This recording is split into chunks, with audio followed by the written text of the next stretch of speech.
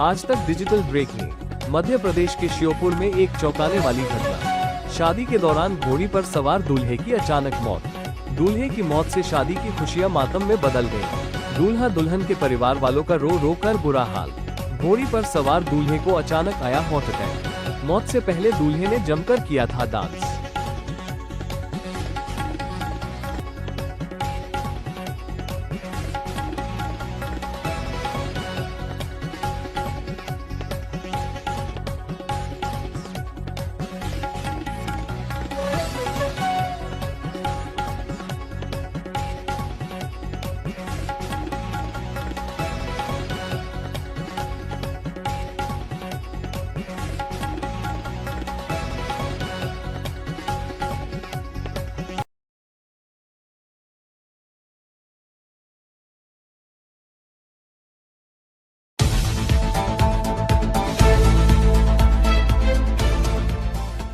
इस वक्त हम लोग एसएसकेएम अस्पताल में खड़े हैं और एसएसकेएम अस्पताल की डॉक्टरों की तरफ से एक बड़ी रिकॉर्ड की गई है।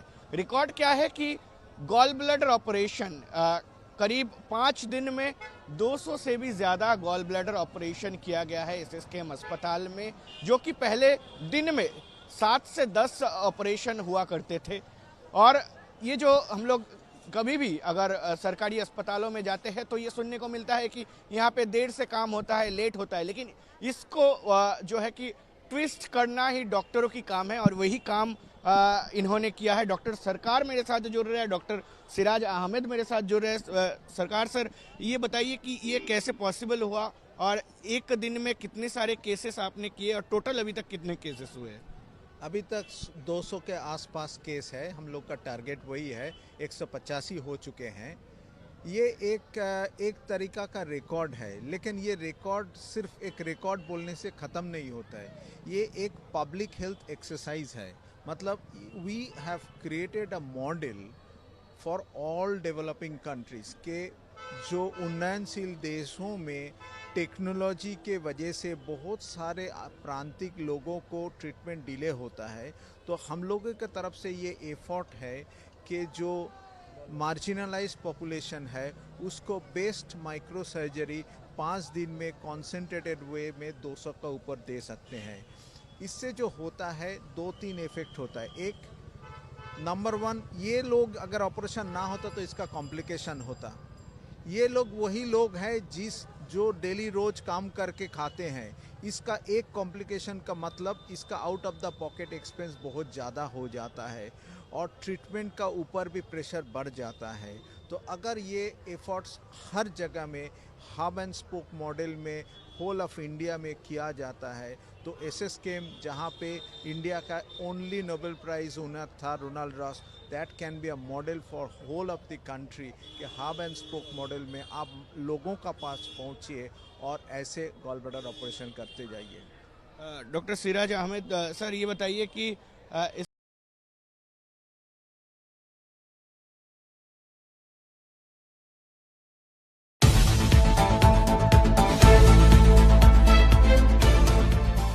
महाराष्ट्र के एक और बहुत ही महत्वपूर्ण खबर के बारे में हम बात करेंगे। सवाल यह है कि क्या न्यू इंडिया कोऑपरेटिव बैंक डूब गया है, और अगर बैंक डूब गया है तो फिर आपके पैसे का होगा क्या? रिजर्व बैंक ने जब से न्यू इंडिया कोऑपरेटिव बैंक पर प्रतिबंध लगाए हैं तभी से उसके खाता धारक बड़े परेशान हैं। लोग पूछ रहे हैं कि हमारा रुपया कब मिलेगा।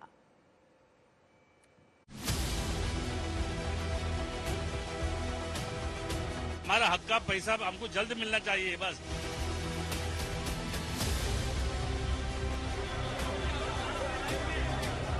बैंकरप्सी हो रही है तो कानून कहाँ जा रहा है?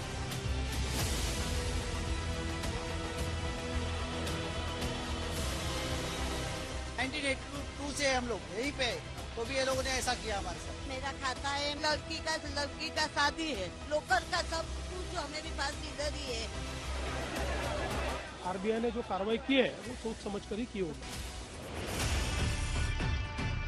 जिंदगी भर की गाढ़ी कमाई कोऑपरेटिव बैंक में लगाई और जब बैंक में गड़बड़ी की खबर आई तो मानो खाता धारकों को 440 वोल्ट का झटका लगा हो। पाई पाई जोड़ के कुछ रुपया इकट्ठा किया किसी ने एफडी कराई थी इस उम्मीद में कि जब मैच्योर होगी तो एक मुश्त राशि से बच्चों के सपनों को साकार करेंगे, लेकिन उन्हें क्या पता था कि बैंक में ही खेल हो जाएगा। बोल रहे हैं भाई पता नहीं पैसा देंगे कि नहीं, वो भरोसा नहीं है। नहीं हाँ मेरा पैसा करके तो जुटा के रखते हैं हम लोग, और ऐसा नहीं देंगे तो कितने तक क्या करती है। हम काम नहीं करते, घर से मतलब थोड़ा बहुत साग भाजी से बचा के रखते हैं ना। मेरा भी है, मैं तो बचा बचा के लड़की को शादी के करने के लिए रखती है। अभी कुछ पता ही नहीं लगता क्या होगा। टाइम है ना शादी में, अभी शादी करने लायक हो गई, लड़का मिल जाता मैं निकाल के शादी कर देती, मगर मिला ही नहीं, तैयार हो गई। 24 साल लड़का मिल जाता तो पैसे वही, हाँ वही है। हाँ मेरा खाता है, मेरा आज वो लड़की का ससुरा भी ऑफ हो गया है और लड़की का शादी है। पैसा की हमको खूब जरूरत है, मेरा दागीना भी इधर है, लोकल का सब कुछ हमारे पास ही।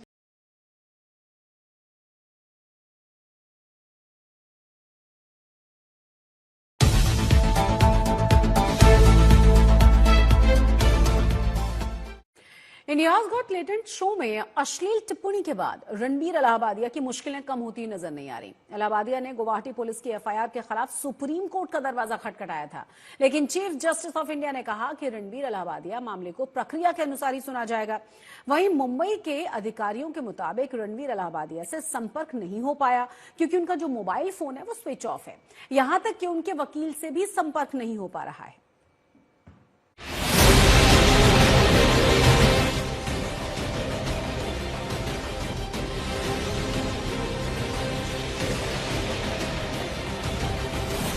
मुंबई पुलिस रणबीर इलाहाबादिया की अश्लील टिप्पणी केस में एक्शन में नजर आ रही है।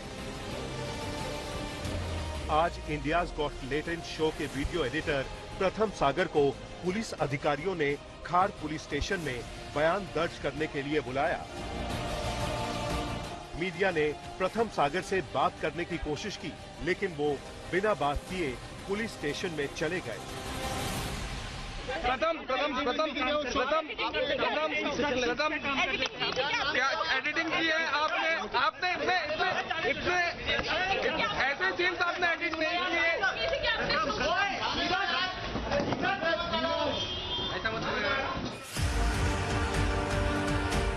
वहीं मुंबई पुलिस के अधिकारियों के मुताबिक रणबीर इलाहाबादिया से संपर्क नहीं हो पाया है क्योंकि उनका घर बंद है और इनका मोबाइल भी स्विच ऑफ है। यहां तक कि उनके वकील से भी संपर्क नहीं हो पा रहा है। रणबीर इलाहाबादिया द्वारा इंडियाज गॉट टैलेंट में दिए गए कंट्रोवर्शियल स्टेटमेंट की जांच खार पुलिस स्टेशन द्वारा की जा रही है। इसी कड़ी में खार पुलिस स्टेशन ने आज वीडियो एडिटर प्रथम सागर का स्टेटमेंट रिकॉर्ड किया। प्रथम सागर इस शो के वीडियोस को एडिट करते हैं और बाद में इसे अपलोड करते हैं, और उन्होंने अपने स्टेटमेंट में कहा कि समय रैना के कहने पर ही ये सारे वीडियोस अपलोड होते हैं। जिस वीडियो को लेकर ये सारा विवाद खड़ा हुआ, उस वीडियो को भी प्रथम सागर ने 8 तारीख को समय रैना के कहने पर अपलोड किया गया था। तो वहीं दूसरी ओर 2 नोटिस भेजने के बाद भी रणबीर खार पुलिस स्टेशन के सामने स्टेटमेंट रिकॉर्ड करने नहीं आए हैं।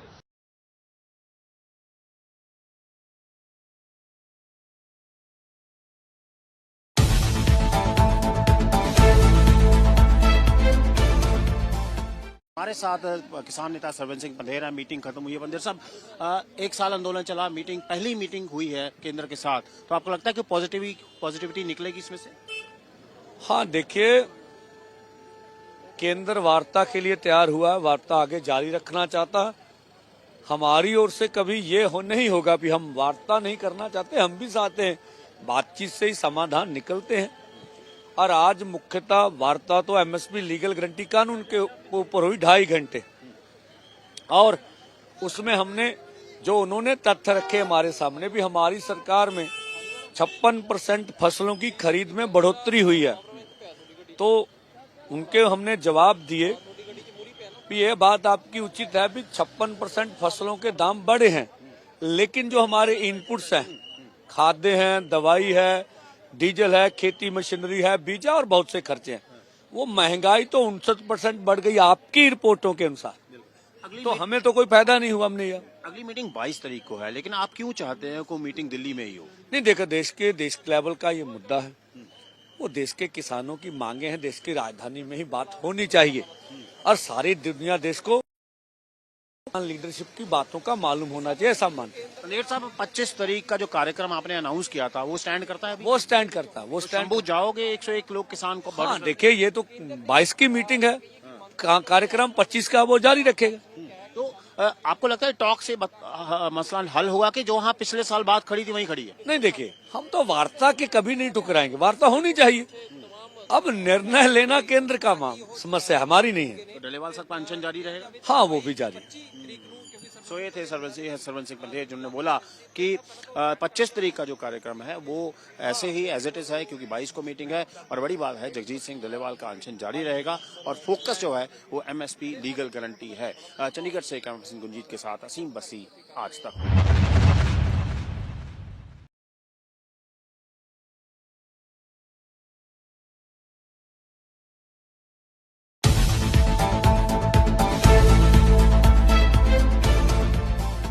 खबर दिल्ली से, क्योंकि दिल्ली का मुख्यमंत्री कौन होगा इसको लेकर भारतीय जनता पार्टी में बैठकों और मंथन का दौर जारी है, लेकिन अभी किसी नाम की घोषणा तो नहीं हुई है। लेकिन अब खबर है कि प्रधानमंत्री नरेंद्र मोदी के अमेरिका से लौटते ही ये तस्वीर साफ हो जाएगी। लौट चुके हैं पीएम। वहीं दिल्ली में 19 या 20 फरवरी को हो सकता है बीजेपी सरकार का शपथ ग्रहण। 17 या 18 को विधायक दल की बैठक में पीएम मोदी लगाएंगे मुख्यमंत्री के नाम पर अंतिम मुहर। दिल्ली के सीएम का सस्पेंस अब खत्म होने वाला है। दिल्ली में सीएम के चेहरे से पर्दा अब उठने ही वाला है। पीएम मोदी के आते ही होगा सीएम के नाम का ऐलान। पहले पर्यवेक्षक तय होंगे, फिर होगी विधायक दल की बैठक। सीएम का नाम तय है, बस ऐलान होना बाकी है। दिल्ली में बीजेपी का सीएम कौन होगा, ये चर्चा इसलिए भी हो रही है क्योंकि चुनाव के वक्त बीजेपी ने कोई चेहरा घोषित नहीं किया था और आम आदमी पार्टी बार बार बीजेपी पर सीएम के चेहरे को लेकर प्रहार कर रही थी। और तो और आम आदमी पार्टी ने अपने चुनाव प्रचार में बिना दूल्हे की बारात को निकालकर बीजेपी पर हमला किया था और प्रचार वाली इस बारात में प्रवेश वर्मा और वीरेंद्र सचदेवा के मास्क पहने हुए चेहरे दिखाए थे, क्योंकि आम आदमी पार्टी ने कहा था कि बीजेपी में सीएम के चेहरे को लेकर आपस में ही जंग छिड़ी है। रमेश विधूड़ी जी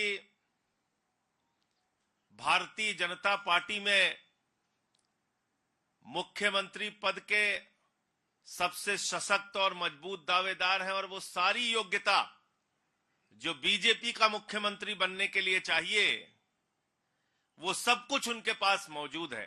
प्रवेश वर्मा ने कहा हम भी हैं, किसी और ने कहा हम भी हैं, हम भी के चक्कर में झगड़ा हो गया और पता चल रहा है रमेश विधूड़ी अब कह रहे नहीं हम नहीं है। सीएम को लेकर बीजेपी ने किया बड़ा दावा। दिल्ली में ऐसा सीएम बनाएंगे जो राजधानी को चमकाएगा।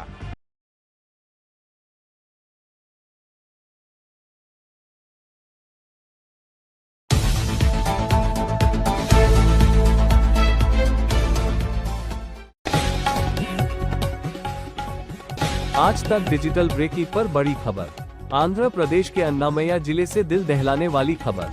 युवती ने ठुकराया प्रेम प्रस्ताव तो फेंका तेजाब। युवक ने युवती पर फिर चाकू से किया हमला। अस्पताल में जारी पीड़ित युवती का इलाज। मामले की जांच में जुटी है आंध्र प्रदेश पुलिस।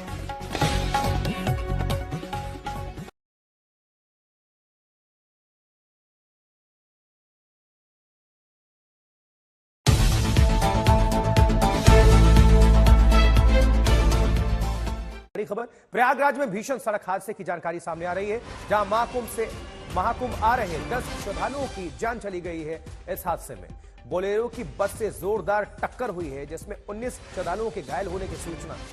श्रद्धालु छत्तीसगढ़ से संगम स्नान के लिए आ रहे थे। इसी दौरान यह हादसा हो गया। बस में मध्य प्रदेश के राजगढ़ के रहने वाले श्रद्धालु सवार थे। वहीं मुख्यमंत्री ने प्रयागराज में हुए सड़क हादसे का संज्ञान लिया है। सीएम योगी ने अधिकारियों को तत्काल मौके पर पहुंचकर राहत कार्य में तेजी लाने के निर्देश जारी किए हैं। मुख्यमंत्री ने घायलों के समुचित उपचार के लिए भी निर्देश जारी किए। ये देखिए भयावह भीषण टक्कर, क्या स्थिति हुई गाड़ियों की, ये देखिए। संतोष शर्मा, संतोष, ये भीषण सड़क हादसा क्या अभी तक अपडेट? देखिए, ये भीषण सड़क हादसा प्रयागराज में मेजा थाना क्षेत्र के प्रयागराज मिर्जापुर हाईवे है, वहां पर बस और बोलेरो के बीच में टक्कर हुई है। सबसे दुखद बात यह है कि ये जो 10 लोग जिनकी मौत हुई है, ये सभी बोलेरो सवार थे। छत्तीसगढ़ के कोरबा जिले के रहने वाले श्रद्धालु थे जो संगम में स्नान करने आ रहे थे। वहीं दूसरी तरफ वाराणसी से जो बस से टकराई है, वो वाराणसी से आ रही थी। वो उसमें मध्य प्रदेश के रहने वाले लोग सवार थे, जिसमें 19 श्रद्धालु घायल हुए हैं, जिनको पास के सीएचसी के रामनगर में भर्ती कराया गया, उनको इलाज कराया जा रहा है। लेकिन छत्तीसगढ़ के कोरबा जिले के रहने वाले जो बोलेरो में सवार श्रद्धालु थे जो संगम में स्नान करने के लिए आ रहे थे, वो इस सड़क हादसे में उनकी दुखद मौत हुई है। इस पूरी घटना को लेकर के जो प्रयागराज कमिश्नर है तरुण गाबा, वह डीएम प्रयागराज को मौके पर भेजा गया है। जो घायल हैं उनको अस्पताल के लिए भेजा गया है। रूट तो क्लियर करवा दिया गया, लेकिन इतना दुखद हादसा हुआ है ये प्रयागराज के मेजा थाना क्षेत्र के प्रयागराज मिर्जापुर हाईवे पर। शुक्रिया संतोष इस खबर पर जानकारी पहुंचाने के लिए। देखिए, ये तस्वीरें आपको दिखा रहे हैं, बहुत ही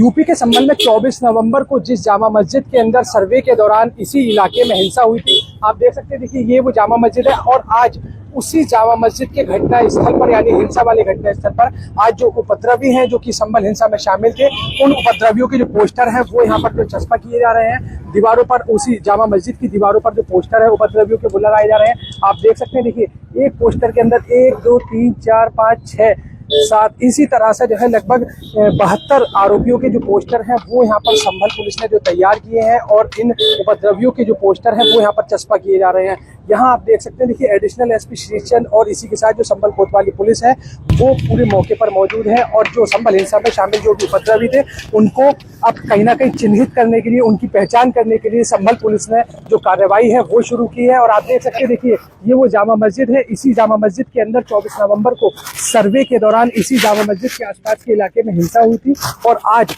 हिंसा के कुछ ही दिनों बाद देखिए जब संभल पुलिस यहाँ पर कार्रवाई कर रही है तो यहाँ पर जो उपद्रवी हैं जो कि संभल हिंसा में शामिल थे, अब उनके पोस्टर यहाँ पर दीवारों पर उसी जामा मस्जिद की दीवार पर लगाए जा रहे हैं। हालांकि देखा जा सकता है कि ये जो जामा मस्जिद की दीवार है इसी जगह को क्षतिग्रस्त जो उपद्रवियों के द्वारा था वो किया गया था यहाँ पर। और उसके बाद जब ये पुलिस पूरी टीम यहाँ पर मौके पर पहुंची थी तो यहाँ देखिए आज भी जो जगह है वो घटनास्थल पर जो देखी जा सकती है वो काली है। इसी पूरी जगह पर जो पूरी घटनास्थल पर जो आगजनी की गई थी, वाहनों में तोड़फोड़ की गई थी, पुलिस पर पत्थरबाजी की गई थी। इसी तरह से इस घटना में 29 पुलिसकर्मी घायल हुए थे।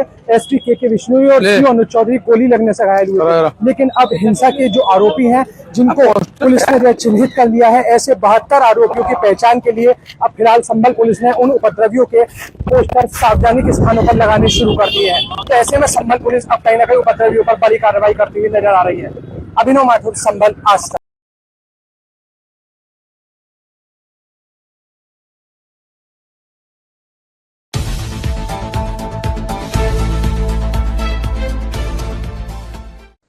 अमेरिका से डिपोर्ट किए गए भारतीयों का दूसरा जत्था आज भारत पहुंचने वाला है। अमृतसर में विमान की लैंडिंग रात 10 बजे से 11 बजे के बीच होगी और इस विमान से 119 भारतीयों को अमेरिका ने वापस भेजा है। सूत्र बता रहे हैं कि तीसरा विमान भी अमेरिका से 16 फरवरी को आ सकता है। पहला विमान 5 फरवरी को अमृतसर में उतरा था और जिसमें 104 भारतीयों को अमेरिका ने वापस भेजा था। आज अमेरिका से डिपोर्ट किए गए भारतीयों को लेकर दूसरा विमान अमृतसर आ रहा है। इस मामले को लेकर पंजाब के मुख्यमंत्री भगवंत मान ने कल केंद्र सरकार पर निशाना साधा। उन्होंने केंद्र सरकार पर पंजाब को बदनाम करने का आरोप लगाया। कल मान ने कहा कि अमेरिका से जो भारतीय डिपोर्ट किए जा रहे हैं उन्हें अमृतसर में ही क्यों उतारा जा रहा है। उन्होंने सवाल उठाते हुए पूछा कि क्या मोदी के अमेरिका दौरे पर यह ट्रंप का तोहफा है। आज जो भारतीय अमेरिका से वापस भेजे गए हैं, सीएम मान उन्हें रिसीव करने अमृतसर एयरपोर्ट जा सकते हैं। हालांकि आपको बता दें इलीगल पूरा यह मामला, जो अवैध अमेरिका ने यही कहा कि लीगल तरीके से है उसको भेजा जा रहा है। और सिर्फ भारत में ही नहीं, दुनिया के कई देशों के जो नागरिक हैं जो अवैध रूप से अमेरिका में रह रहे हैं उन पर एक्शन हर देश लेता है। मुझे अमृतसर चुनने का क्राइटेरिया बता दो। ये पंजाब को बदनाम करने की साजिश नहीं। और एक परसों आ रहा है, 2 जा रहे हैं 16। तो ये गिफ्ट लेके आए हैं मोदी साहब ट्रंप से। बहुत से देश जो है वो कह रहे हैं कि ठीक है आप निकालो। नाइजीरिया के प्रेसिडेंट का आपने बयान सुना? नाइजीरिया के प्रेसिडेंट का उसने कहा ठीक है तुम निकाल दो। जितने अमेरिकन यहाँ रहते हैं मैं भी उनको कहता हूँ 24 घंटे में चले जाओ। तो क्या हम नहीं कर सकते यहाँ पे? जितने अमेरिकन नहीं, जितने अवैध अमेरिकन अगर किसी भी देश में है तो देश को कार्रवाई करने का हक होता है। अगर भारत में भी कोई अवैध रूप से रह रहा है तो भारत भी उसको डिपोर्ट करता है, जैसे बांग्लादेश में भेजा गया था अभी हाल फिलहाल। इस बीच बीजेपी ने पलटवार किया है। प्रवीण खंडेलवाल भारतीय जनता पार्टी से क्या कह रहे हैं, सुने। देखिए, बेहद अफसोस की बात है कि इतने संवेदनशील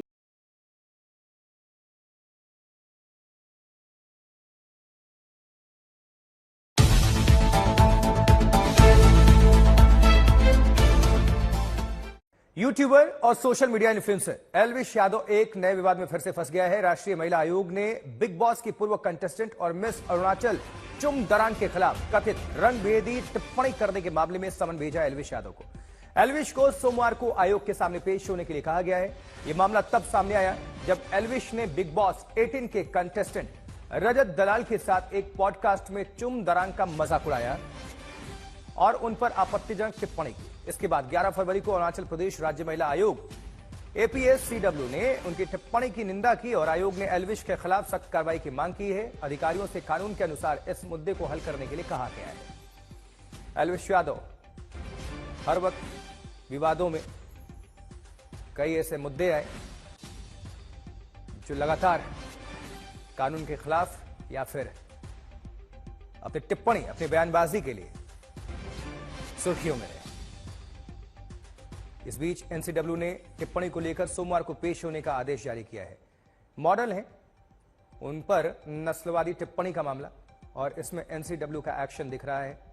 सोमवार को NCW में पेशी, कार्रवाई की मांग हो रही है मॉडल चुम दरंग पर टिप्पणी को लेकर। तो फिर से विवादों में एल्विश यादव।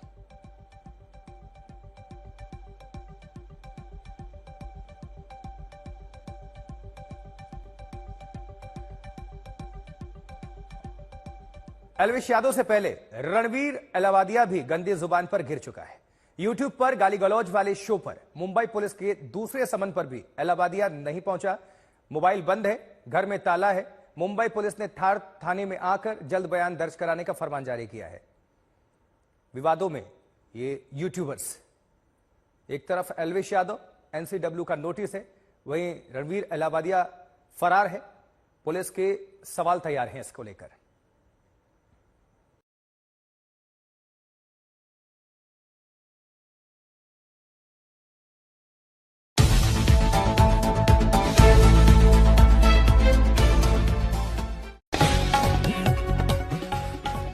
आज तक डिजिटल ब्रेकिंग पर बड़ी खबर। टैरिफ वार के बीच भारत सरकार का बड़ा फैसला। अमेरिकी विस्की पर 50% टैक्स घटाया। अमेरिकी शराब बॉर्बन विस्की पर टैरिफ कम किया। बॉर्बन विस्की पर टैरिफ को 100% कर दिया गया है। मोदी के अमेरिका दौरे पर ट्रंप ने कही थी टैक्स की बात।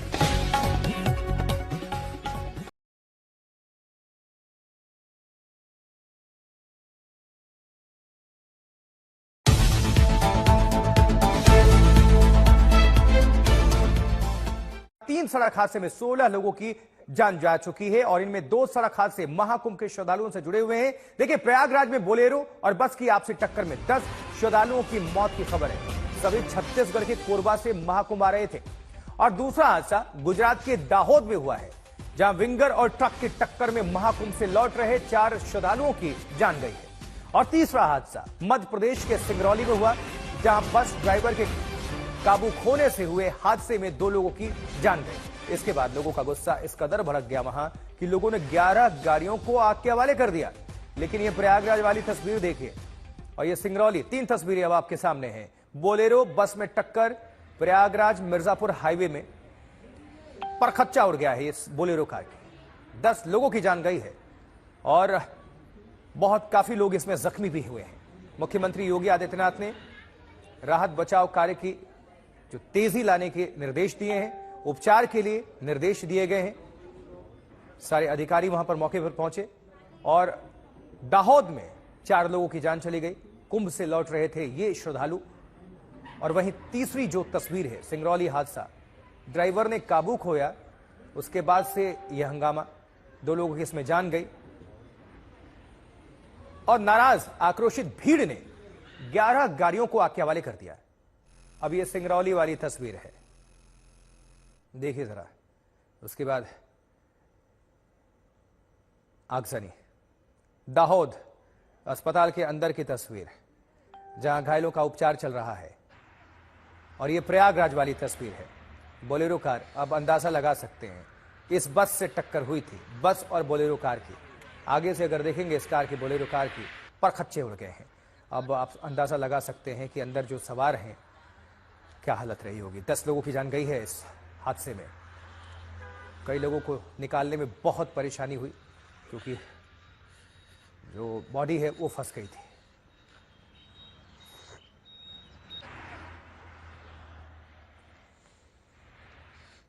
मध्य प्रदेश के सिंगरौली में भी हादसा हुआ। बस ड्राइवर के संतुलन खोने से हुए हादसे में 2 लोगों की यहां मौत हुई और इसके बाद लोगों का गुस्सा इस कदर भड़का कि लोगों ने 11 गाड़ियों को आग के हवाले कर दिया।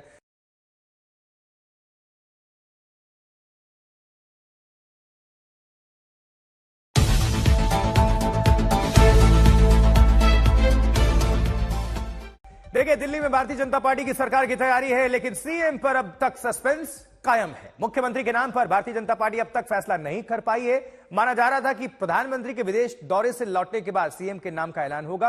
अब प्रधानमंत्री लौटकर दिल्ली आ चुके हैं और ऐसे में बीजेपी में मंथन का दौर काफी तेज है। दूसरी तरफ आम आदमी पार्टी के सत्ता गंवाते ही अरविंद केजरीवाल के खिलाफ मुश्किलें बढ़नी शुरू हो चुकी हैं। देखिए, अब अरविंद केजरीवाल के सीएम रहने के दौरान उनके आवास के रिनोवेशन पर करोड़ों रुपए के खर्च को लेकर अब सीवीसी ने विस्तृत जांच के आदेश जारी कर दिए हैं, जिसको लेकर अरविंद केजरीवाल की मुश्किलें यहां से काफी और बढ़ती हुई नजर आ रही हैं। 19 से 20 तारीख को शपथ ग्रहण समारोह हो सकता है। उसके पहले आम आदमी पार्टी में काफी हलचल, क्योंकि अरविंद केजरीवाल की मुश्किलें कम होने का नाम नहीं ले रही है सीवीसी की जांच। अब दिल्ली में अरविंद केजरीवाल के खिलाफ मुश्किलें बढ़नी शुरू है। केंद्रीय सतर्कता आयोग ने बीजेपी के शीश महल के आरोपों को लेकर विस्तृत जांच के आदेश दे दिए हैं। इसी बीच अब इस मामले में नवंबर से ही सीवीसी के आदेश पर जांच चल रही थी और शुरुआती रिपोर्ट मिलने के बाद अब विस्तृत जांच का आदेश जारी हुआ है। यानी इस मामले में अरविंद केजरीवाल पर कानूनी संकट का नया शिकंजा कसता हुआ दिखता है। 14 अक्टूबर 2024 को ही विजेंद्र गुप्ता ने सीवीसी से इस मामले की शिकायत की थी। तो शुरुआती रिपोर्ट मिलने के बाद सीवीसी का नया आदेश और इसके मुताबिक अरविंद केजरीवाल फिर से मुश्किल में, उनकी मुश्किलें यहां से कह लीजिए और ज्यादा बढ़ोतरी। अरविंद केजरीवाल को लेकर क्या अपडेट है ये बताएंगे अमित भारद्वाज हमारे साथ, हमारे सहयोगी, हमारे संवाददाता जुड़ चुके हैं। अमित, क्या हलचल है इस पूरे मामले को लेकर? आशुतोष, देखिए, ये असल में जो 6 फ्लैगस्टाफ मार्ग का बंगला है जहां अरविंद केजरीवाल मुख्यमंत्री के तौर पर रहते थे, उसको लेकर अलग अलग कंप्लेंट्स फाइल हुई हैं। एलओपी विजेंद्र गुप्ता जो बीजेपी के विधायक हैं रोहिणी से, उन्होंने 2 कंप्लेंट्स फाइल की थी। एक तो पैसे को लेकर था कि एक्सपेंडिचर जैसे हुआ उसकी जांच को लेकर, और दूसरा जो रेनोवेशन हुआ है 6 फ्लैगस्टाफ मार्ग के बंगले का, यानी कि उसमें आरोप लगाया गया था कि अलग अलग प्लॉट्स और अलग अलग बंगलोज को तोड़ के उनको मर्ज किया गया। इसमें फ्लोर एरिया रेशियो का वायलेशन हुआ और इसके खिलाफ एक जांच होनी चाहिए। तो सीवीसी को उन्होंने अपनी कंप्लेंट दायर की थी। सीवीसी ने चीफ विजिलेंस कमीशन जो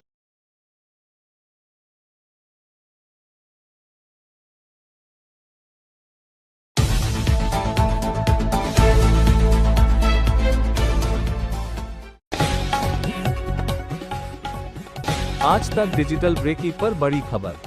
बिहार में राजनीतिक हलचल हुई तेज। दिल्ली आएंगे बिहार के सीएम नीतीश कुमार। कल पीएम मोदी से करेंगे मुलाकात। बिहार चुनाव को लेकर हो सकती है चर्चा।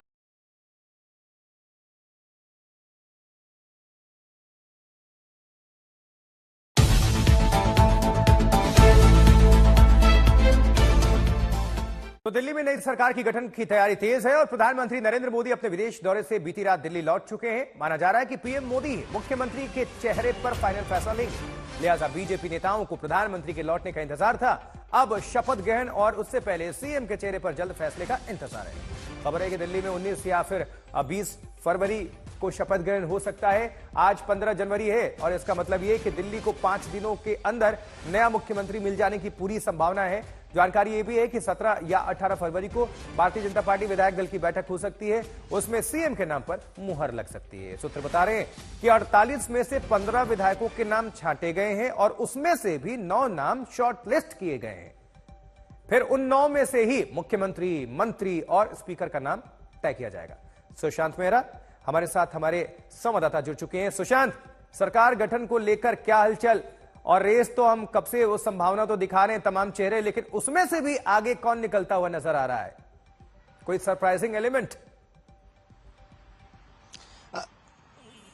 देखिए आशुतोष, 8 तारीख को जब रिजल्ट आए थे उसके बाद से ही लगातार ये अटकलें चल रही थी कि दिल्ली का अब अगला मुख्यमंत्री कौन होगा। आज 15 फरवरी हो गई क्योंकि प्रधानमंत्री का इंतजार था कि प्रधानमंत्री जब आएंगे उसके बाद फाइनल जो है वो नाम सामने आएगा। प्रधानमंत्री कल देर रात को वापस आ चुके हैं। अब जो है वो ऑब्जर्वर की जो प्रक्रिया है वो शुरू होगी, यानी आज देर शाम तक अगर कहा जाए तो ऑब्जर्वर जो है वो नियुक्त कर दी जाएंगे।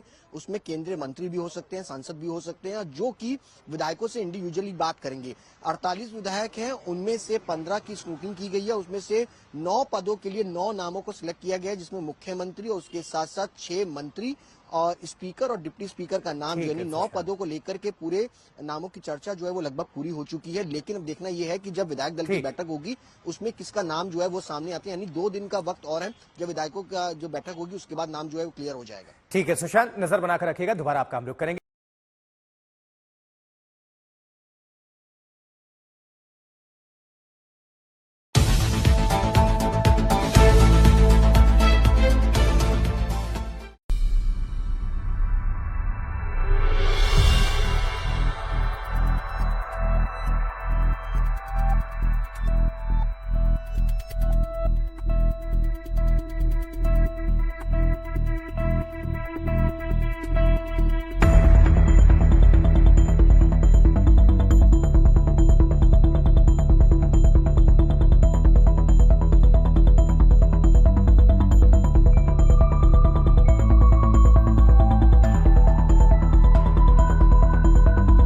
यह निजी भूमि सरकोहा पे हीरा प्राप्त हुआ है। हीरा प्राप्तकर्ता का नाम ठाकुर प्रसाद यादव है, जो ग्राम गहरा के निवासी हैं। हीरे का वजन 4 कैरेट 24 सेंट है। 2025 में अभी तक के हिसाब से 4 हीरे 12 कैरेट 47 सेंट वजन है।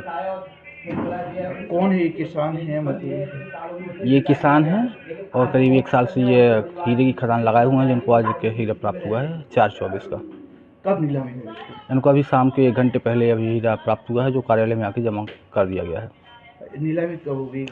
आगामी नीलामी की डेट अभी निर्धारित नहीं की गई है, जैसे निर्धारित की जाएगी आपको अवगत कराया जाएगा। कितनी अनुमानित कीमत आती जा रही है? अनुमानित कीमत मूल्यांकन पश्चात आपको अवगत किया जाएगा, अभी मूल्यांकन नहीं किया गया। हीरा मिला आपको? हाँ, हमारे खेत में मिला है। खेत में मिला है? कितना बड़ा है? 4 कैरेट 24 सेंट। कितनी खुशी है? बढ़िया खुशी है, किशोर जी ने कृपा कर दी। कर दी? हम कर क्या कब से कर रहे थे हीरे का काम? तो बहुत दिनों से कर रहे, मतलब 7-8 साल से। किलिया बीच फोड़ दो तो बीच में फिर करने लगे। अब क्या करते रहेंगे आगे? देखो, ऊपर वालों करवाएगा तो करेंगे। पैसे का क्या करेंगे आप? घर मड़ैया बनाएंगे। घर मड़ैया बनाएंगे। बच्चों की पढ़ाई लिखाई? बच्चों की पढ़ाई लिखाई करते हुए करवाएंगे। बच्चों की पढ़ाई लिखाई करवाएंगे, घर मड़ैया बनाएंगे। तो जो हीरा मिला है उससे प्रसन्नता है आपको?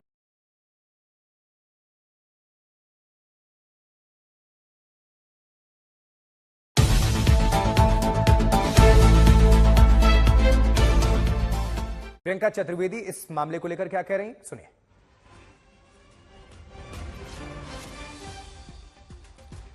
प्रियंका चतुर्वेदी कह रही हैं शिवसेना की तरफ से बीजेपी कर रही है चुनावी टारगेटिंग। केजरीवाल के खिलाफ सीबीसी जांच पर बोली शिवसेना। अभी दिल्ली की प्राथमिकता सरकार गठन, शिवसेना की तरफ से यह कहा जा रहा है। हालांकि संजय राउत भी लगातार तंज कर रहे हैं। इस बीच प्रियंका चतुर्वेदी कह रही हैं बीजेपी कर रही है चुनावी टारगेटिंग। अरविंद केजरीवाल के जो बंगले की जांच होगी सीबीसी की तरफ से, उसको लेकर प्रियंका चतुर्वेदी।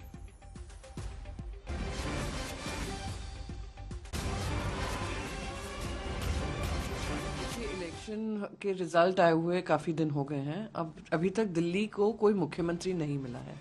मुख्यमंत्री क्यों नहीं मिला है? क्योंकि प्रधानमंत्री नरेंद्र मोदी जी थोड़ी थोड़े व्यस्त हैं, फ्रांस गए, अमेरिका गए, अब कल रात को लौटे हैं। आज प्राथमिकता दिल्ली वालों के लिए क्या है कि उनको उनका मुख्यमंत्री भी पता चले, उनका कैबिनेट पता चले, कौन किसके पास अपनी अपील कर सकें, किससे वो उम्मीद कर सकें, कौन सी अपेक्षाएं रख सकें। पर काम क्या हो रहा है? पॉलिटिकल टारगेटिंग, हाउंडिंग, वही करप्शन का के आड़ में पॉलिटिकल टारगेटिंग करना। तो मैं उम्मीद करती हूँ कि जल्द से जल्द मुख्यमंत्री कौन होगा, भारतीय जनता पार्टी का चेहरा कौन होगा दिल्ली में, उसका नाम घोषित किया जाएगा, शपथ विधि को किया जाएगा और दिल्ली को उसकी सरकार मिलेगी।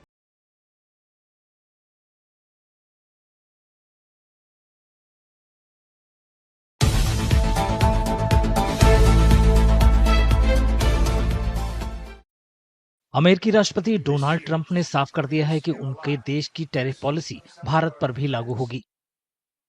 राष्ट्रपति ट्रंप ने आयात पर पारस्परिक शुल्क लगाने की अपनी योजना को लागू कर दिया है।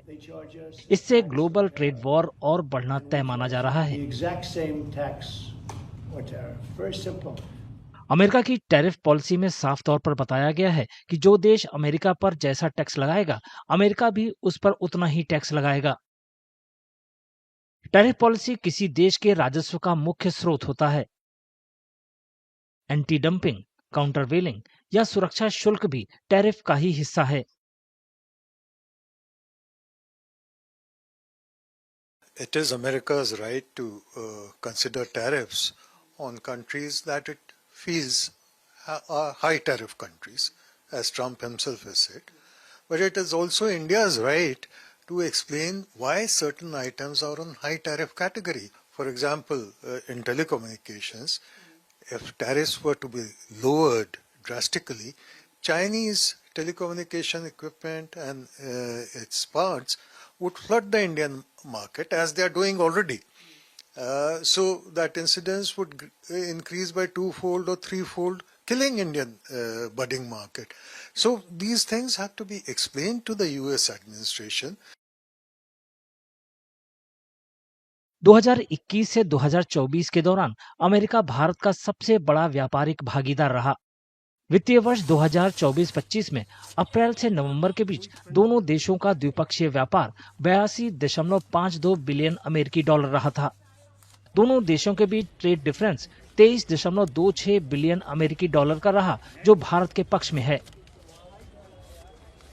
India's high tariffs, as they call it, on certain American products have been a long-standing concern for the United States. So this is not the first time that Mr. Trump has been talking about it.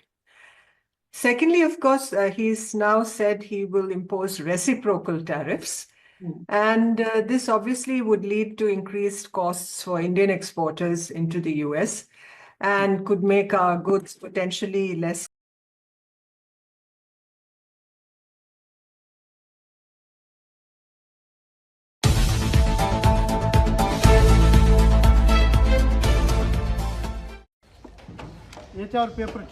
Maharashtra के छत्रपति संभाजी नगर में रहने वाले संजय पवार के पास करीब 400 radio का collection है। ये radio अलग अलग देशों के हैं। संजय के पास जो रेडियो हैं, उनमें सबसे पुराना रेडियो 1940 का मर्फी रेडियो है। कितने रेडियो का कलेक्शन है आपका? अभी आज मुझे गिनना है, नियर अबाउट 400 है। ओके, और सबसे पुराना रेडियो कौन सा है आपका? सबसे पुराना मेरे पास मर्फी का है, ये जो वॉल का है, ट्यूब का, और इसे मुझे रिपेयर करने को 4 साल लग गए, अभी फुल चालू है। संजय पवार का कहना है कि रेडियो पर क्रिकेट कमेंट्री और बिना का गीत माला सुनना उनका बचपन का शौक है। रेडियो का तो छंद बचपन से ही है मुझे। बचपन में हम सिर्फ रेडियो ही सुना करते थे, जिसमें हमारा पसंदीदा प्रोग्राम था बिना का गीत माला और क्रिकेट की कमेंट्री। और जैसा अभी बाद में जो एलोर के फेज में रेडियो का क्रेज़ बहुत कम हो गया, मगर हमारा क्रेज़ कम नहीं हुआ। मुंबई और बड़ौदा जैसे शहरों के व्यापारियों से और ऑनलाइन रेडियो खरीदकर संजय पवार ने इन 400 रेडियो का कलेक्शन किया है।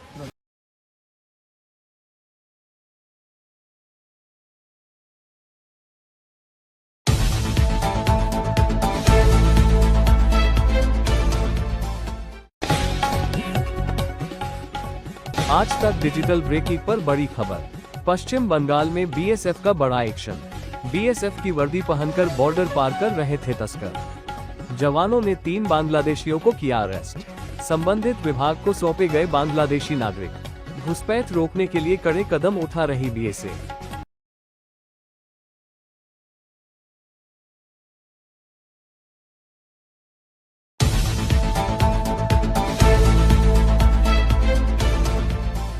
न्यू इंडिया कोऑपरेटिव बैंक मामले में आज भी लोगों की कतार बैंक के बाहर देखने को मिल रही है और अब यहां पर जो विरोधी पार्टियों के नेता हैं, शिवसेना उद्धव बालासाहेब ठाकरे के पार्टी के नेता आनंद दुबे जी यहां पहुंच चुके हैं। सर, 122 करोड़ से ज्यादा का फ्रॉड है, मुंबई पुलिस ने मामला दर्ज कर लिया है, लेकिन इन सब में कहीं ना कहीं आम जनता जो है वो पिस रही है। बहुत ही दुर्भाग्यपूर्ण स्थिति हम देख रहे हैं। इस कड़ी धूप में सैकड़ों की तादाद में माता बहनें, सीनियर सिटीजन यहां आकर अपने ही पैसे लेने के लिए लाइन में खड़े हैं और बैंक की तरफ से कोई जवाब नहीं है।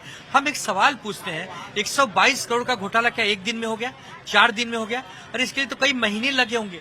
बैंक के अधिकारी क्या कर रहे थे, वित्त मंत्री क्या कर रहे हैं, आरबीआई क्या कर रही है? हम तो निर्मला सीतारमण जी से सवाल पूछते हैं कि लोग आपको लाइन लगाकर वोट देते हैं इस उम्मीद में कि उनके पैसों की आप सुरक्षा करेंगी। आज उनकी गाढ़ी कमाई, उनकी मेहनत पैसे की कमाई, त्योहारों का सीजन है, शादी ब्याह का सीजन है, लोग को स्कूल की छुट्टियां होंगी, लोग अपने गांव जाना चाहेंगे। अब कैसे ही जाए?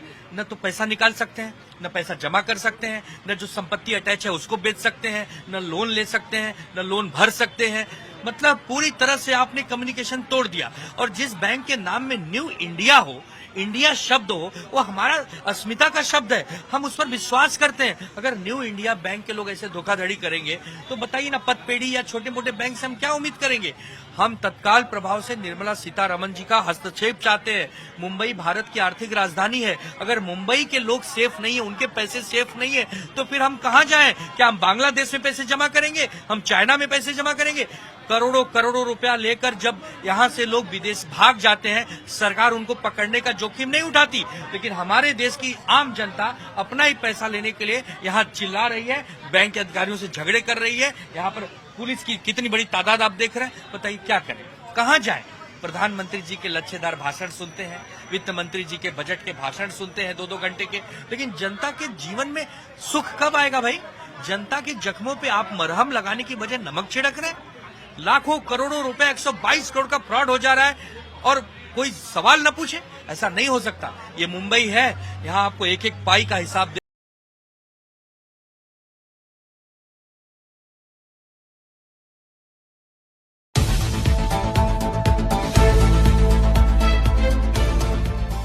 कि महाराष्ट्र सरकार लव जिहाद के खिलाफ कानून बनाने की तैयारी कर रही है। फडणवीस सरकार के इसके लिए एक 7 सदस्यीय पैनल का गठन किया है और पैनल के अध्यक्ष राज्य के डीजीपी को बनाया गया है, जबकि मुख्य सचिव, प्रधान सचिव, महिला और बाल विकास विभाग, अल्पसंख्यक विकास विभाग, विधि न्याय विभाग, सामाजिक न्याय और विशेष सहायता विभाग के सचिव को सदस्य बनाया गया है। यह पैनल जबरन धर्मांतरण, लव जिहाद पर कानूनी पहलुओं का अध्ययन करेगा। समिति दूसरे राज्यों में बनाए गए कानूनों पर भी गौर करेगी। और भारतीय जनता पार्टी ने विधानसभा चुनाव में लव जिहाद को बड़ा मुद्दा बनाया था। 3 तस्वीरें, धर्म वाला दाव एक्शन में है देवेंद्र फडणवीस। 7 सदस्यीय पैनल गठित, डीजीपी को कमान सौंपी गई है इसको लेकर, और विपक्ष इसको लेकर सवाल खड़े कर रहा है।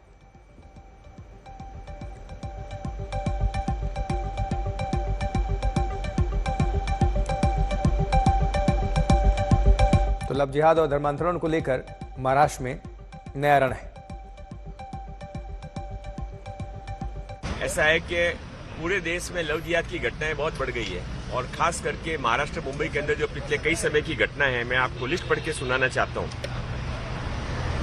श्रद्धा बालकर, आफ्ताब अमीन ने इसके 56 टुकड़े किए। रूपाली चंदन सिवे चेंबूर में रहती थी, इकबाल शेख ने इसको मारा। पूनम क्षीरसागर मानखुर्द में रहती थी, निजाम खान ने इसका मर्डर किया। यशस्वी शिंदे, दाऊद शेख ने मर्डर किया। सोनम शुक्ला मलाड में रहती थी, साजिब अंसारी ने मर्डर किया। ये 5 बड़े लव जिहाद के रिपोर्टेड केसेज पिछले 1 साल के हैं।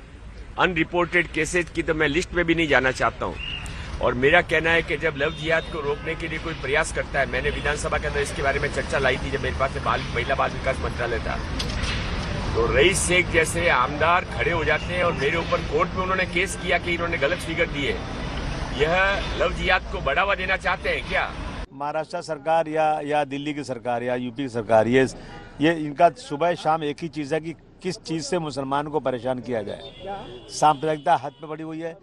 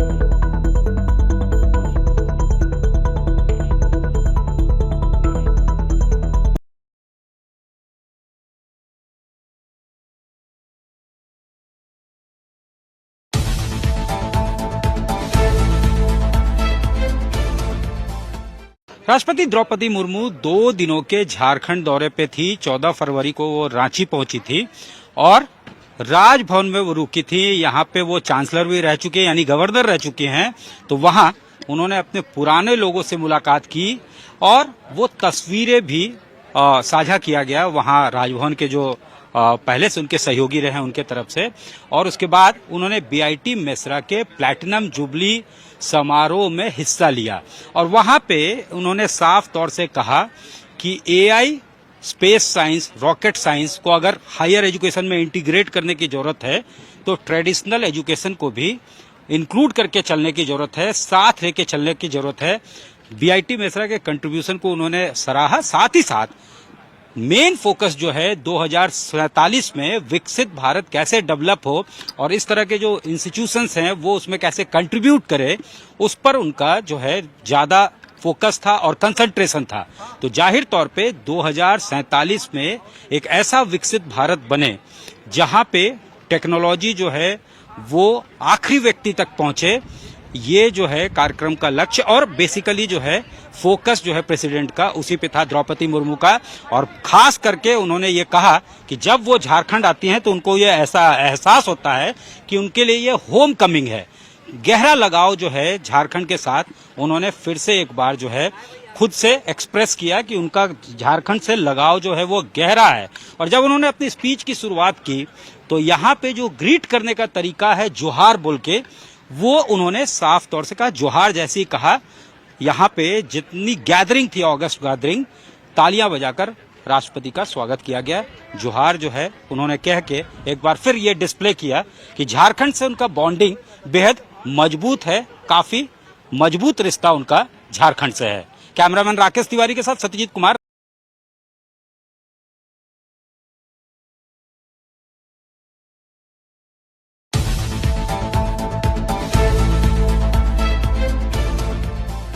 तो सोशल मीडिया पर वायरल हो रहा है जिसमें कुछ लोग मेट्रो स्टेशन के गेट को कूदकर बाहर निकलकर जा रहे हैं। देखिए, सीआईएसएफ के मुताबिक सोशल मीडिया पर वायरल होने के बाद जब जांच की गई तो पता लगा यह वीडियो 13 फरवरी रात 11:22 की जामा मस्जिद मेट्रो स्टेशन का है। उस रात शबे बारात था। रात करीब 11:22 पर स्टेशन पर 2 ट्रेन एक साथ आ गई। लोगों की भीड़ एग्जिट गेट पर जमा हो गई और उसी वक्त एग्जिट गेट काम करना बंद कर गया। भीड़ ज्यादा थी, लिहाजा लोगों को साइड के गेट से निकलने की परमिशन दी गई। इसी दौरान कुछ लोग कूदकर शोर मचाते हुए गेट से बाहर आ गए। ये तस्वीरें देखिए। वहीं इस मामले में दिल्ली पुलिस की मेट्रो विंग का कहना है कि अभी कोई शिकायत मिली नहीं है। अगर शिकायत मिलती है तो कानूनी एक्शन होगा, कानूनी कार्रवाई के बारे में जरूर विचार किया जाएगा, यह कहा गया है। 13 फरवरी वीडियो, शबे बारात, जामा मस्जिद मेट्रो स्टेशन, दिल्ली। देखिए जरा अभी। हालांकि बिना टिकट कोई आ जा नहीं सकता। सुरक्षा व्यवस्था भी बहुत कड़ा होता है मेट्रो स्टेशन के बाहर और अंदर। सीआईएसएफ की तैनाती होती है। लेकिन ये तस्वीरें, हिमांशु हमारे साथ, हमारे संवाददाता जुड़ चुके हैं। हिमांशु, ये जो तस्वीर हम देख पा रहे हैं इसके बारे में विस्तृत जानकारी दीजिए दर्शकों को, क्योंकि ये वीडियो बहुत वायरल है।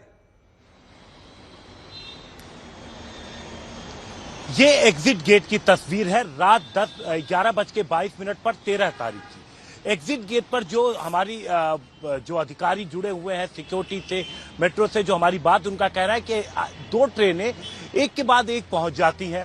त्योहार का उस दिन था, इसलिए वहां पर भीड़ जुट जाती है और उसी समय जब एक साथ जब काफी भीड़ जुटती है तो एग्जिट गेट पर कुछ प्रॉब्लम आती है और जिसके बाद जब भीड़ जुटती है तो जो चूंकि एग्जिट गेट था, बाहर निकलना था, तो बाहर जब वहां पर भीड़ जुटती है तो जो सिक्योरिटी में है उन्होंने लोगों को बाहर निकलने की परमिशन दी साइड से, ताकि भीड़ अंदर ज्यादा न जुटे, इसलिए लोगों को निकलने के लिए कहा गया।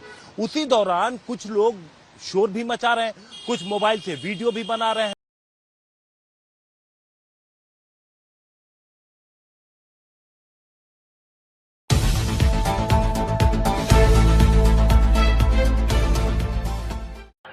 संगम में स्नान के लिए उमड़ी भीड़ को देखकर भले ही हम और आप डर रहे हों कि कैसे इस भीड़ में जाएंगे, लेकिन जिन लोगों ने तय कर लिया है कि उनको संगम में स्नान करना है तो वो चले आ रहे हैं। उनके लिए न दूरी मायने रखती है और न ही उम्र। हमारे साथ एक दादी है। देखिए, पहले उम्र देखिए, बुजुर्ग इतनी है लेकिन संगम स्नान करके आ गई। हो गया स्नान? कहाँ से आ रही हैं? हम कानपुर से आए बेटा। कानपुर से? हाँ। तो किसके साथ आई हैं? हम बस आई है ना। अच्छा, तो सब लोग हैं। सब लोग हैं? हाँ, सब लोग। तो अरे कितना पैदल चलना पड़ा? अरे पैदल तो बेटा बहुत चली, बहुत चलना पड़ा। मगर पहले बोले गंगा जी ना हो। हाँ। तो हमको गंगा जी अगर हमको हनाना होता तो हम किराया भाड़ा दे के हम गाड़ी को भाई। कानपुर से काहे गंगा जी नहाने आते हैं? हमारे यहाँ खुद गंगा जी है। हाँ। अब हाथ पर भी नहाने आती है। हाँ। बच्चे वो कहते थे हम नहाए हमको नहाएंगे तो यही नहाएंगे, हम गंगा जी नहीं नहाएंगे। हाँ। नहाना है तो संगम में हम नहाना है। संगम में नहाना। अगर नहाना होता गंगा जी तो हम कानपुर में नहा लेते। हमने कह दिया कि हम नहाएंगे संगम। फिर फोन किया बच्चों को तो बोले ठीक है अम्मा नहा लो, आराम से आना। तो परिवार के लोग और कोई नहीं आए, आप अकेले ही चल दी? हाँ, हम अकेले आए। अरे तो अम्मा डर नहीं लगा? इतने भीड़ में भगदड़ हो रही है, इतने भीड़ में कहाँ उम्र में? अरे बेटा जिंदगी है। हाँ। मन सीधा करके आओ, अगर कोई होनी होगी तो हो जाएगी और नहीं होगी तो घर वापस जाएंगे। लेकिन संगम में नहाना? संगम में नहाना है। अच्छा ये बताओ, इतनी भीड़ के बावजूद व्यवस्था कैसी लगी? सब पुलिस सब लगी? बढ़िया, बहुत। हाँ भाई, वो तो हम लोग न्यूज में देखते थे। हाँ। टीवी में। लेकिन इतनी भीड़ तो नहीं देखी होगी ना? नहीं देखी थी, मगर हाँ भैया यहाँ से आके सब कुछ दिखा दे। हाँ। कोई समस्या नहीं? लेकिन पैदल चल के पाँव पिराए होंगे, दर्द हो रहे होंगे? अरे नहीं, कुछ नहीं बेटा। अच्छा, आप किसके साथ? पड़ोस की ये बहू है आपकी, तो आप लेकर के आई हैं? हाँ।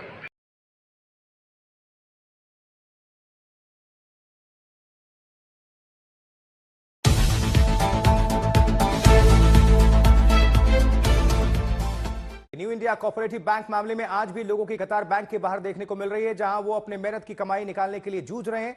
आपको दिखाते हैं आज तक संवाददाता की एक special report. New India cooperative bank limited मामले में मुंबई पुलिस ने एफआईआर दर्ज कर ली है।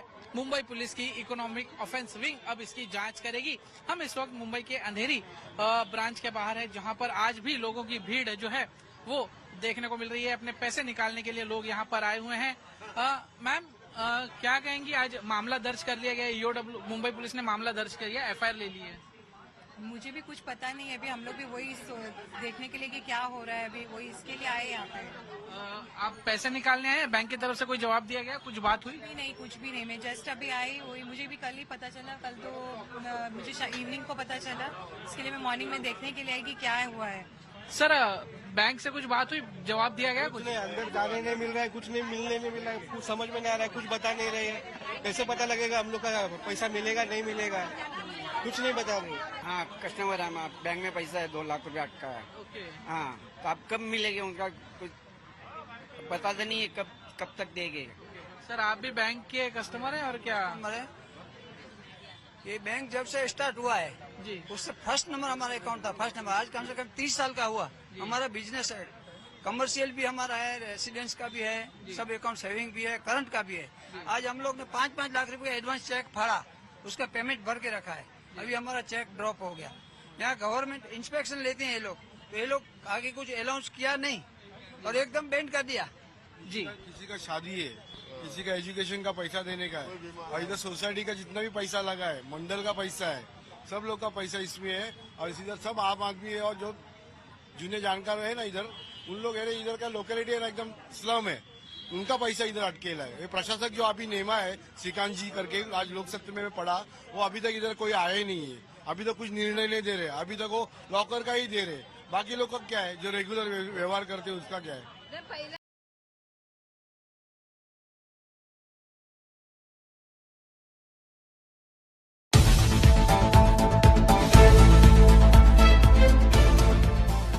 बाईस मार्च से आईपीएल के नए सीजन की शुरुआत हो जाएगी। और बात करें आईपीएल में हिस्सा लेने वाली अलग अलग टीमों की, तो सब टीमों ने अपनी तैयारियां शुरू कर दी हैं। मेरे पीछे की तरफ की तस्वीर आप देख पा रहे हैं, गुजरात टाइटंस टीम की तरफ से जूनियर टाइटंस नाम से अलग अलग जो शहर हैं, जो इलाके हैं, वहाँ पे एक टीम लेकर पहुँचने की शुरुआत की गई है, जहाँ पे जो यंगस्टर्स हैं उनके साथ सीधे तौर पे टीम का इन्वॉल्वमेंट कराने की एक प्रकार से कहें तो शुरुआत की गई है। अलग अलग एक्टिविटीज़ जूनियर टाइटंस नाम से जिस प्रकार से ये पूरा कार्यक्रम चलाया जा रहा है, उसमें बच्चों को अलग अलग एक्टिविटीज़ कराई जा रही है। गुजरात टाइटंस टीम के COO कर्नल अरविंदर सिंह जी हमारे साथ मौजूद हैं, उनसे बात करेंगे।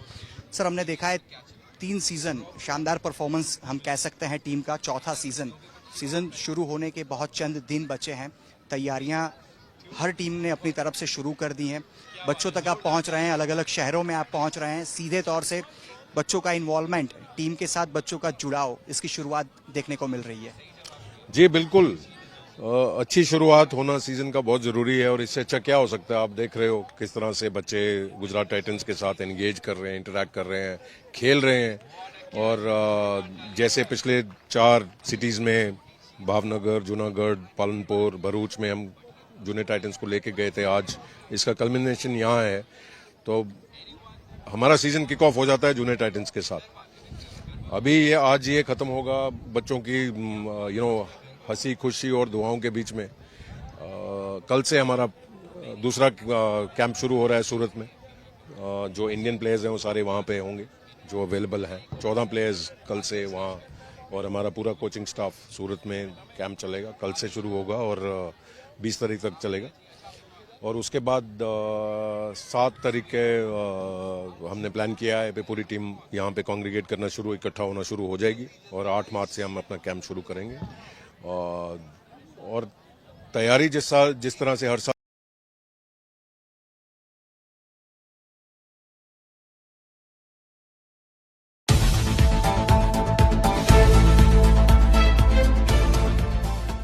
उधर अमेरिका से डिपोर्ट किए गए भारतीयों का दूसरा जत्था आज भारत पहुंचने वाला है। अमृतसर में विमान की लैंडिंग रात 10 बजे से 11 बजे के बीच होगी और इस विमान से 157 भारतीयों को अमेरिका ने वापस भेजा है। सूत्रों के मुताबिक तीसरा विमान भी अमेरिका से 16 फरवरी को आ सकता है। पहला विमान 5 फरवरी को अमृतसर में उतारा गया था, जिसमें 104 भारतीयों को अमेरिका ने वापस भेजा था। आज अमेरिका से डिपोर्ट किए गए भारतीयों को लेकर दूसरा विमान अमृतसर आ रहा है। इस मसले को लेकर पंजाब के मुख्यमंत्री भगवंत सिंह मान ने कल केंद्र सरकार पर हमला बोला। उन्होंने केंद्र सरकार पर पंजाब को बदनाम करने की साजिश का आरोप लगाया है। कल मान ने कहा कि अमेरिका से जो भारतीय डिपोर्ट किए जा रहे हैं उन्हें अमृतसर में ही क्यों उतारा जा रहा है। उन्होंने सवाल उठाते हुए पूछा कि क्या मोदी के अमेरिका दौरे में ये ट्रंप का तोहफा है। आज जो भारतीय अमेरिका से वापस भेजे गए हैं, सीएम उन्हें रिसीव करने अमृतसर एयरपोर्ट पर जा सकते हैं। मुझे अमृतसर चुनने का क्राइटेरिया बता दो। ये पंजाब को बदनाम करने की साजिश नहीं। और एक परसों आ रहा है, 2 जहाज आ रहे हैं 16। तो ये गिफ्ट लेके आए हैं मोदी साहब ट्रंप से। बहुत से देश जो है वो कह रहे हैं कि ठीक है आप निकालो। नाइजीरिया के प्रेसिडेंट का आपने बयान सुना? नाइजीरिया के प्रेसिडेंट का, उसने कहा ठीक है तुम निकाल दो। जितने अमेरिकन यहां रहते हैं मैं भी उनको कहता हूं 24 घंटे में चले जाओ। तो क्या हम नहीं कर सकते यहां पे? वहीं बीजेपी के मनजिंदर सिंह ने कहा है कि भगवंत मान इस मामले पर राजनीतिक ड्रामा कर रहे हैं। आपदे माँ बाप जिन्हों ने 2-3 किले जमीन सी वो वेच के अपने बच्चे विदेश भेजे और हुण वो बच्चे जिहड़े ने उतों डिपोर्ट किए जा रहे हैं और भगवंत मान जी आके नौटंकी और ड्रामा कर रहे हैं। भगवंत मान जी अज उस माँ बाप ते की बीतती पई होगी जिन्होंने तुहाडे पंजाब के ट्रैवल एजेंटा ने दोवां हत्थां नाल लुटिया है। उन्हां दी जमीनां विकवा दित्तियां। उन्हां कोल होर अगे पिछे है कुछ नहीं सी। जो 2-3 किले जमीन सी वो वेच के अपना बच्चा बाहर भेजिया इलीगल